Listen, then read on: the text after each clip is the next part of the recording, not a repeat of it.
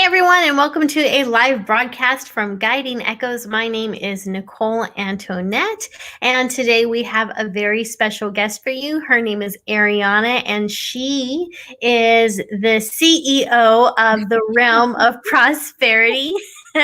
And over at the Realm of Prosperity, you can watch the very amazing videos that Arianna has out there where she teaches people how to connect to the higher self and asks all these fascinating questions about a variety of different topics. And today, she is here to talk with us about the difference between intuition and imagination and how you can know the difference. So, Arianna, welcome. Thank you for having me once again. I love being on here with you. It's so familiar. We have a good connection. So I'm really happy to be here. Well, I'm excited to have you here. So let's go ahead and dive in. So imagination and intuition, they both take place in the seat of our consciousness. Yes. And so when people have an experience that takes place in their mind, how can they know if this is their imagination or their intuition? So I get this question a lot, and also Nicole gets this question a lot as to, am I just making this up? Especially when I do hypnosis and people are visualizing their past lives or answering their questions.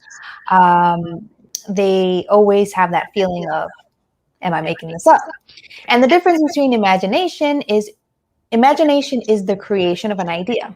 You're creating, and you are the God of your own universe, your own inner self, right? And then you have intuition, which is the gut sense of knowing that something is true. So you want to learn how to decipher your intuition, because I know sometimes people can get in their own way and blocking their own intuition, but you want to use them in tandem. You know, when we're kids, we're very imaginative. And then when you get to a certain age, that imagination begins to dwindle down. And sometimes even people or adults will tell you, oh, you're making things up, and kind of disregard your God sense, because that's what that is, that universe inside you. Yeah. So this topic was like super important to discuss, intuition versus imagination. Right. Well, and like you said, imagination is the birthplace of ideas. You know, it's where we first come up with whatever ideas we have. Like when we look at the world around us, everything in front of us, this computer in front of us, started out as somebody's thought. And it progressed until we had this computer or cell phone or however people are watching this broadcast. And so one of the things that I think is fascinating for people to understand is that imagination and intuition often work together. So they're not at odds with one another, not usually anyway, although it can happen, but they work together. Sarah Jane says, great shirt, Arianna. Thank you. Let me give you a better visual here. There you go. It is a great shirt. I like it.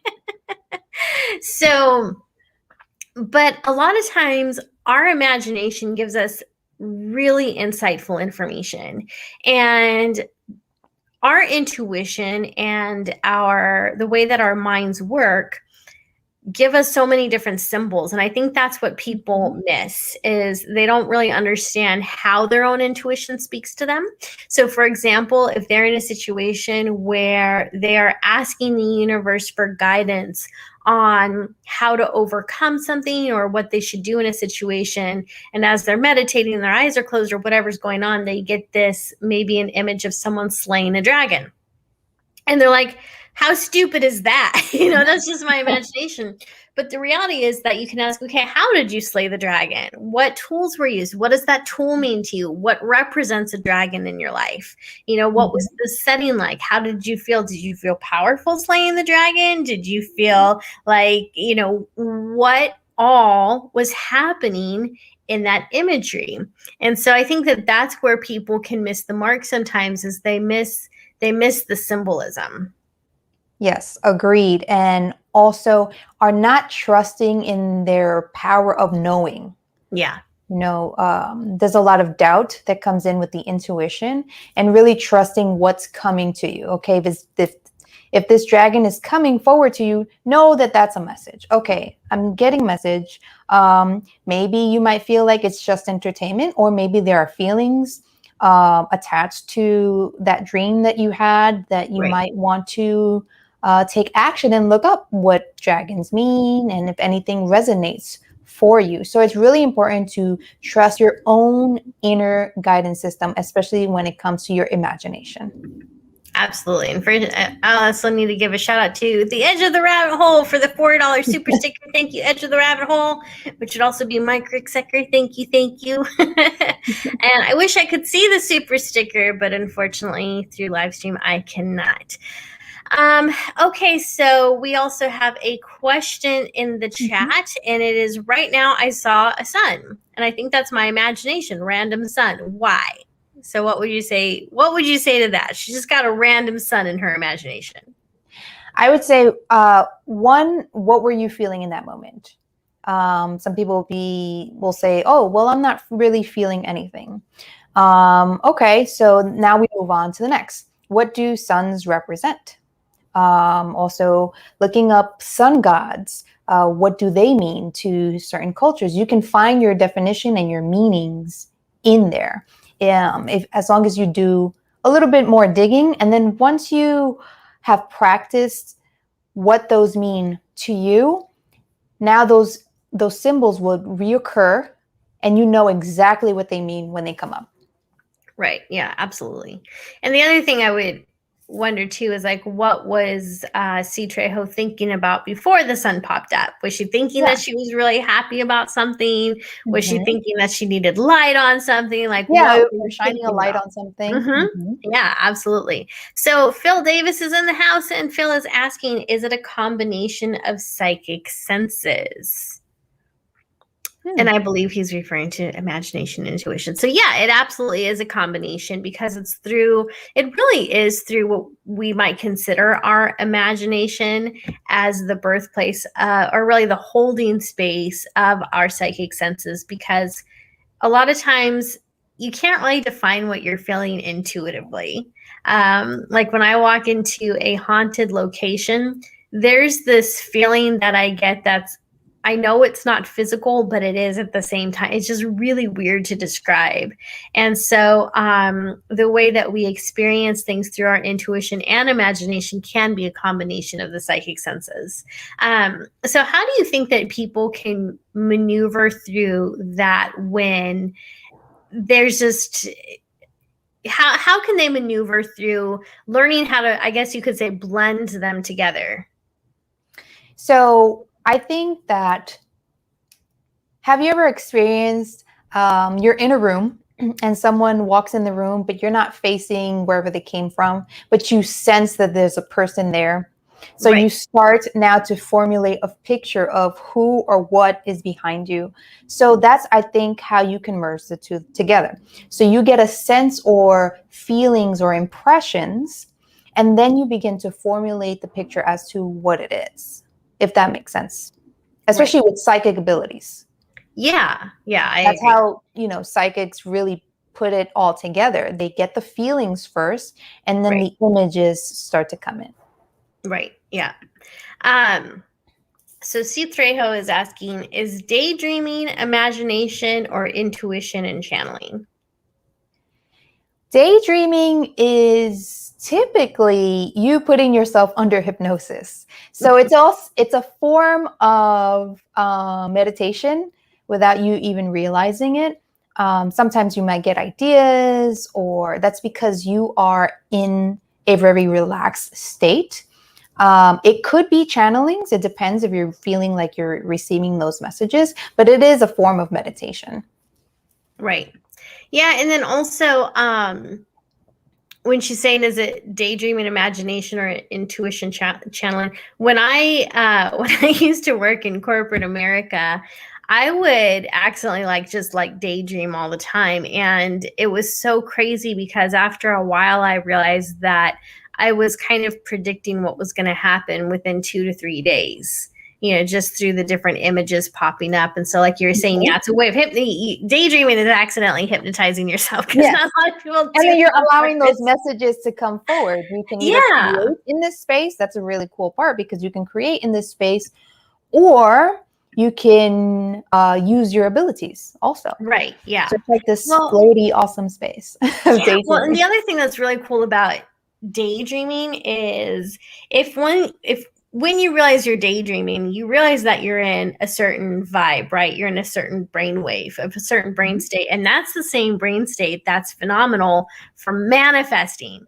So if you're in a place where you can safely daydream and you don't have to pull yourself out of it, the two things you can do is say, okay, what am I watching? What's coming up? Is this important? And the second thing is, think about what you want out of life. What do you want? And start visualizing that and imagining things going correctly, because gosh, your imagination is so powerful, because not only is it the way that your intuition speaks to you and that spirit and divine source speak to you, but it's also the place of creation where you can begin to manifest like truly amazing things. So all right, so we have lots of great questions today. So Brenda is saying, it's basically about practice, practice, practice. Learning what our symbols mean will help us to know if it's intuition or imagination. So I would say that's correct. Yeah. And also remember that intuition is your knowing sense, that you are not feeling like, oh, I'm making this up. Your imagination is the creation, and then your intuition is the knowing. Right. And then you use them together. And yes, practice, practice, practice. You can even keep a journal if you wanted to. Right. And then April says, oh my God, I'm always zoning out whenever I drive. And that's like, that is the most common time, I think, to zone out, is when people are driving. It's the lightest state of hypnosis. So why is that? What is it about driving that causes people's minds to just kind of float off? Well, typically, when you're doing something that you know how to do and it's always the same, nothing is really different for you, you tend to zone off and put yourself on autopilot. So you're like, higher self, take the wheel. Right. But if you're doing something brand new, you'll be more alert and aware. Absolutely. So what are some other challenges that people come to you with when it comes to this? Because I should say, let me back up. So as a hypnotherapist, you help people to reach a certain brainwave state. And this allows them to get in touch with their subconscious, which is where the higher self resides and where they really have like this overwhelming amount of information that's available to them. So when people go through this state of hypnosis and they start funneling through these memories and this information, how can they know when they're in that particular state that what they're seeing is something that is actual, that it's not just something fiction, like this is something of importance? Well, typically you have to be a willing participant. You have to want to go through this journey. And if there's a lot of resistance, then there's going to be a lot of jumbling of ideas. You're going to try to place things that make more sense. And it's not really about making sense the way your conscious mind would want it. It's what you need to know or be shown at that moment. So you really have to be willing and flow with it. And also, it's important to trust yourself, trust what's coming to your mind. Right. I think that's the really big one where a lot of people have a lot of doubt. But in that process, it's important to trust what's coming to you. And that's actually been a recurring theme for myself and for my clients, because so many of my wonderful audience members and my clients and people who come to me for readings, they're often psychics themselves, so they're developing. And that's one of the things that I find is a key component to psychic development, but when you really think about it, any type of development, right? You have to trust yourself and your experience. So why do people have such a tough time trusting their experiences when it comes to psychic and even hypnotic experiences? Why is there so much doubt there? I think it takes place from being a child. When we're children, we are taught or programmed to think what we're feeling or seeing doesn't exist, or like ghosts aren't real, or this and that isn't real. So we have that doubt ingrained in ourselves, especially with psychic abilities, that those things don't exist. So I am imagining it, I'm making it up. Right. So I think that's where it stems from. So Camilla put in a nice comment. She said, "This is super helpful. I received what I believed was an intuitive message, clear knowing and clear hearing, out of the blue a few days ago, but wasn't sure if it was my imagination or not." So I'm glad that we're able to shed some light on this for Camilla. And of course, remember, if you have any questions, drop them in the chat. We will answer as many of them as we can. So if people want to start using their intuition on purpose, and they are now acknowledging that their imagination is the place in which this can take place, what are some things that they can do to willfully and purposely use their imagination to connect with their intuition? The one thing, the first and foremost, is to learn how to control your mind in the sense of learning how to make it still, because in stillness you can be more clear. So practice being still mentally. And if you have what's called like monkey brain and you just have thoughts running through your head, remember not to attach emotions to those thoughts. Let them pass by, like if you're watching a movie. So really train yourself to begin to do that. When you do that, then you can clearly see what is intuitive, clearly know what is your thoughts versus someone else's feelings, if you're an empath, or versus your own. Right. So that's where I would start. Also write everything down so that you have like a reference point, and you can also see your growth through that process as well. Yeah. So my cosmic dog left an interesting message, or a cool message. I think when it's a thought out of nowhere, it's usually, then I know for sure it's a divine message. So, you were talking about just now people learning to quiet their mind. And this is exactly why my cosmic dog nailed it, because when you're able to quiet the mind, that's when these thoughts can really kind of come through. So let's see. Lena says, "Guilty here with the monkey brain. Thanks for the guidance." Yeah. And then Lynn has an interesting question. It doesn't quite go with what we're talking about, but it's still kind of a cool question. She's asking, why is the color purple following me? So if people have, and I want to expand this outside of a color, when people notice that there is a symbol or a number or something like that that is appearing consistently in unusual places, do each of those things have an individual meaning, or is it basically just kind of the same thing across the board? It depends on the person. So for example, I had a client who was wondering why she kept seeing hair ties everywhere she went. And typically they were like black or brown, but everywhere she went, she saw like a hair tie. And on occasion, it will turn red or blue or anything like that. And her higher self confirmed that that is a message to let her know that she's on the right path. And when it changes colors, is to be more aware of your thoughts or what is happening at that moment. So when you see these symbols continuously occur, one, see if you can gather information on it. Maybe if you're not very intuitive just yet and you're still getting to know what symbols mean, look it up or just feel in that moment, and then the answers will appear to you. The color purple signifies knowledge. So if you're in your journey at this moment and you're seeing purple a lot, maybe it's time to learn more, or maybe it's time to teach. It's a very amazing color because it's tied to the higher selves and the other realms. Right.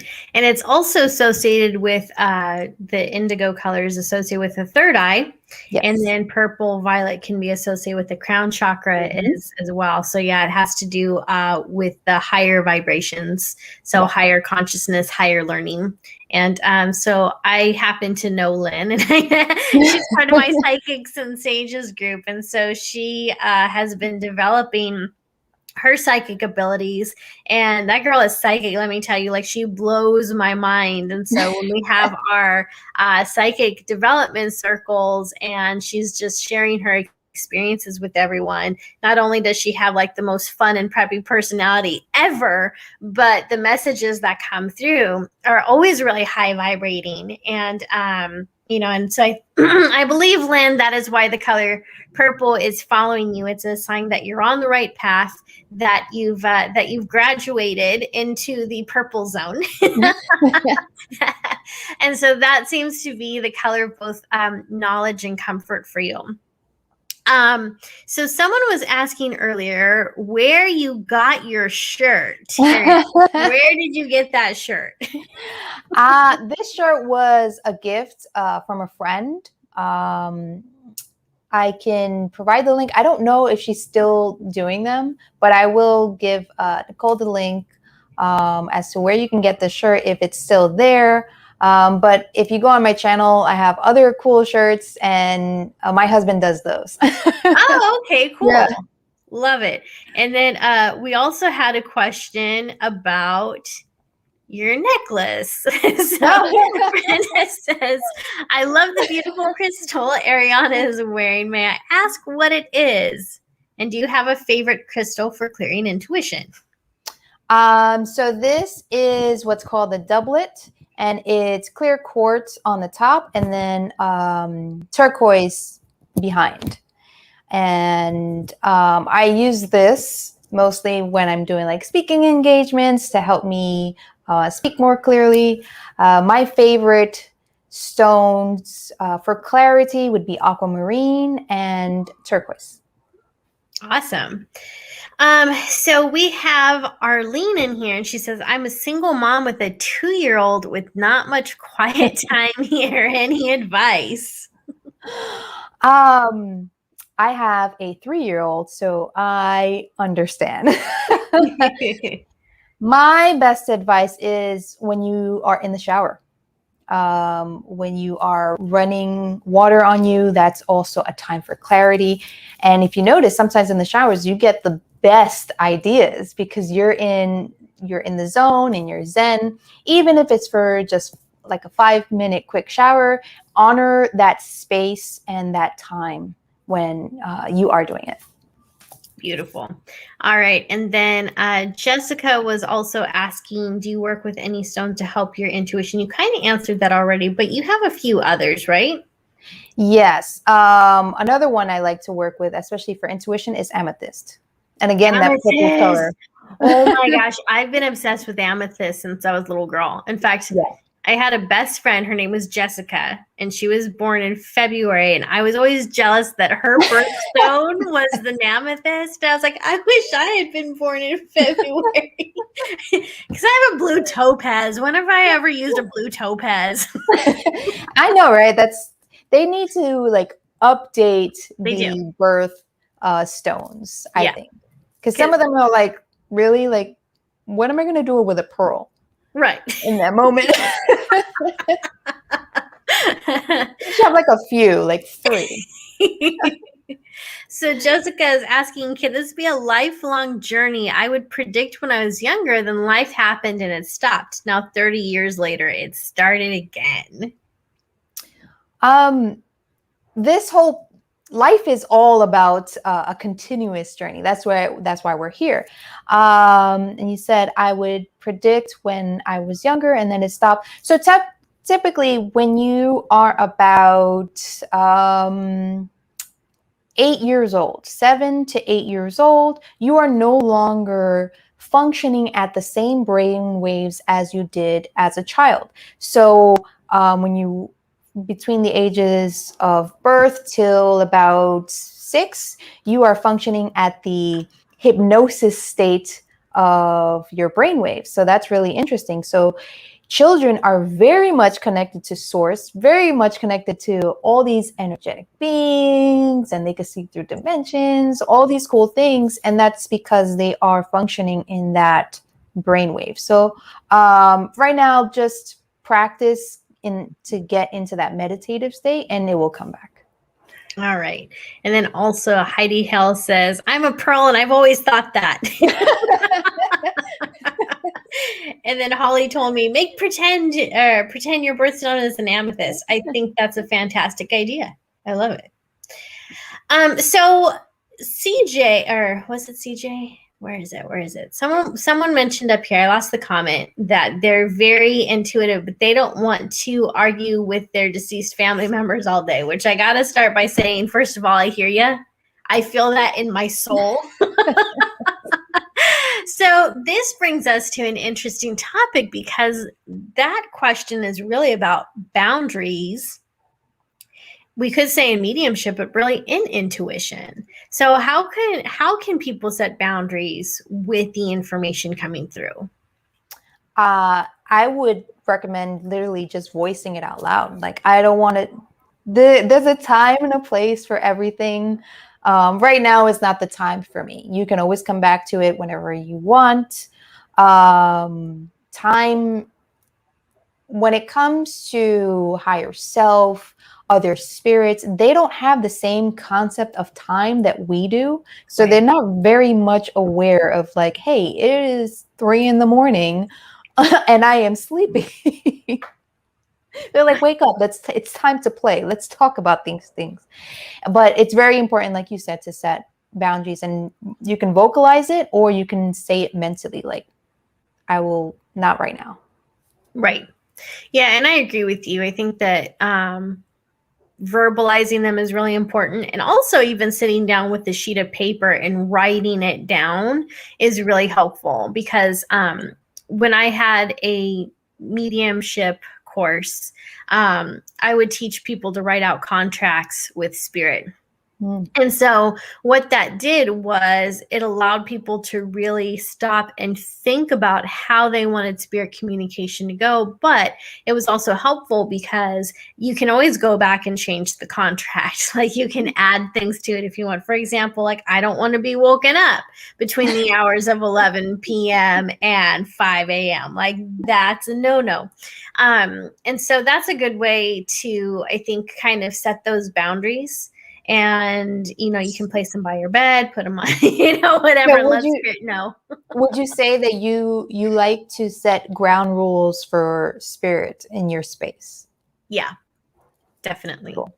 But I think that also people can set boundaries for the type of information that comes through, because I've had people tell me before that all they ever perceive and pick up on are things that are negative. They'll be driving, they'll be under that hypnotic state, and then they'll get an image of something happening, and weeks to months later it happens, but it's always something negative. It's always something alarming. And sometimes it's things that they can't even control. Like, they can't stop it. They can't change it. They can't even be there for the people who suffered the tragedies. And so what I'll teach them as well is that you can say to your guides and your higher self and your intuition, this isn't helpful. And that's what I started doing with my guides years ago, because they would talk to me in like riddles and rhymes. And I'm like, I don't have time for this. Just tell me, So I started giving them feedback. I'm like, this isn't helpful. And then I started getting to the point where I was like, if you can't tell me straight up what it is you want to say, don't say it. So I was like, I don't want to hear it. And it took a while, but they finally started being just upfront and direct. And that's what I needed. And I think our own intuition can be the same way. So you can tell your intuition, if it's always giving you information of things that are frustrating or whatever it is, you can let your intuition know, okay, only bring me information that is helpful. And I want information that is both going to be a heads up for something uncomfortable that's happening to me, but I also want a heads up on things that are positive, so I have something to look forward to. Because I think sometimes we naturally, for whatever reason, it's really our energy that seems to naturally move a certain way. So if we're not letting our own intuition and vibration and everything know that we want both, and all we're going to attract is that one form of information. So that's my view on that. Also, I need to give a shout out to Phil Davis. Thank you for the super sticker, $5. We are very appreciative of that. And thank you, Phil. All right. So that actually brings us to the end of our talk with Arianna. It goes by so fast. So where can people find you? What is it that you offer? Well, first of all, let's back up. Tell people exactly what it is that you do. I am a hypnotherapist. I do quantum healing hypnosis. I do other services, but that is what I do. I help people get in touch with their higher self and go through a past life regressionist. You can find me at therealmofprosperity.com, and you can also check out my YouTube channel where I speak to other people's higher selves, and you can find me at the Realm of Prosperity YouTube channel as well. Absolutely. So here's the thing I want you guys to know about Arianna. She is awesome. So if there is a challenge that you are facing in your life, if there is a brick wall that you keep hitting, a problem that seems like it can't be solved, it is so helpful if, under the guidance of Arianna and her fantastic healing hypnosis techniques, for you to be able to meet with your higher self. And when you have a trained hypnotherapist like Arianna, although there is no hypnotherapist like Arianna, but if you have Arianna as your trained hypnotherapist, it's very relaxing and calming and helpful to have someone else walking you through the guidance that will calm your mind and get you into that meditative state. And when you have someone that's walking you through the process of getting those answers, you're less likely to question them. So if you find that when you're meditating, when you're journaling, when you're praying, you don't trust the information coming through, try a hypnosis session with Arianna. Like, just try it. You will come out of there with so many aha moments. Things are going to be clear for you. There's going to be that light bulb moment. You're going to be like, oh my God, why didn't I get this sooner? Like, it's just that moment.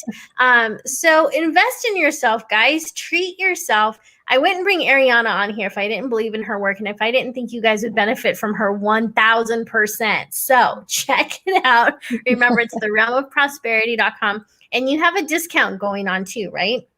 Yes. It's 25% off. And the coupon code is Guiding Echoes.